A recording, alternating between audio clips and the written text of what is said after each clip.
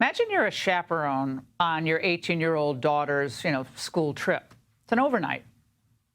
And yet you find out during the trip that she's being forced to share a bed with a biological male. Yeah, that happened. Serena Wailes doesn't have to imagine this scenario. It did happen to her and her family. She says her daughter called her in a panic from the bathroom of the hotel saying that she didn't want to share a bed with a biological boy, no matter how much they got along. Serena joins me now exclusively, along with her husband, Joe Wailes, and their attorney, Tyson Langhofer, from the Alliance Defending Freedom. Serena, it's stunning that you were on this trip as a chaperone. Thank God you were there during the summer, but then in another room. So you were in the other room. What happened when you asked for your 11-year-old daughter to move rooms? Well, thank you, Laura, for having us on and sharing our story. As you said, my 11-year-old daughter and myself were on a cross-country trip to Philly and D.C. And on the first night of the trip, our daughter discovered that she was unknowingly assigned to share a bed with a boy who identifies as a girl. And I just want to point out that we love our principal, we love our school, we love our teachers, but what we don't love is this district policy that doesn't allow all students to feel comfortable and secure and protected, and it doesn't allow all parents to protect their children and guide them the best way they see fit. And that's what we felt we were lacking on this trip. Well, Joe, your wife is a lot nicer than I would be in this circumstance. I mean, to me, it's not about whether someone's nice or not. Most people are nice. Most people are nice people. Your daughter is going to be in a bed with a boy.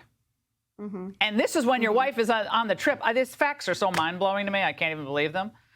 But, Joe, at this point, did you consider pulling your daughter out of the trip and just saying, we're out of here? I mean, you weren't there, but at that point, I would have hit the road and probably moved schools, but that's just me. Yeah, honestly, that was my first reaction. And as we sat and we talked about it, we didn't want to take the trip away from our daughter. She didn't do anything wrong. We didn't do anything wrong, so we didn't want to take the trip from her. She looked forward to the trip for quite some time. So we wanted to make sure she was able to enjoy her trip. Well, Tyson, I understand that. You're the attorney for Alliance Defending Freedom. You do great work, by the way. And these parents are trying to balance, having a normal experience for their daughter and this district policy that requires treating everybody, and, everyone's equal, no one's different. What do you do?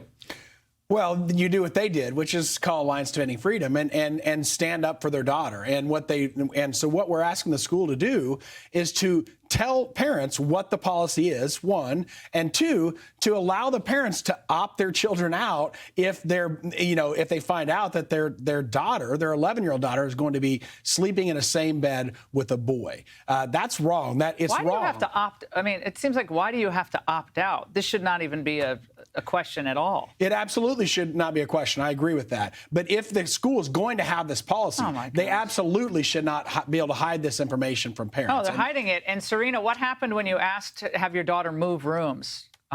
Briefly, what happened?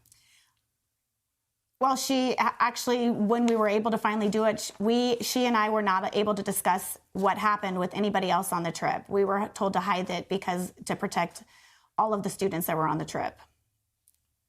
What?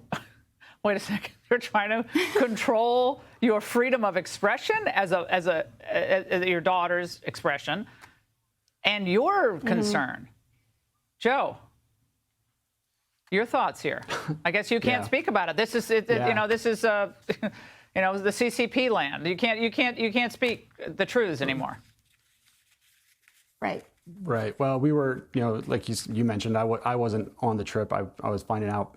I was here at home with my other two children, and our daughter called me and told me what was going on. I called Serena, asked, is this really what's happening? And she confirmed the story.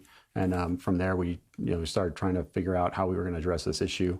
And we do feel like it's a story that needs to be told. We think all kids deserve respect and privacy, but it needs to be applied equally to all children. And this policy, the way it is right now, is very one-sided.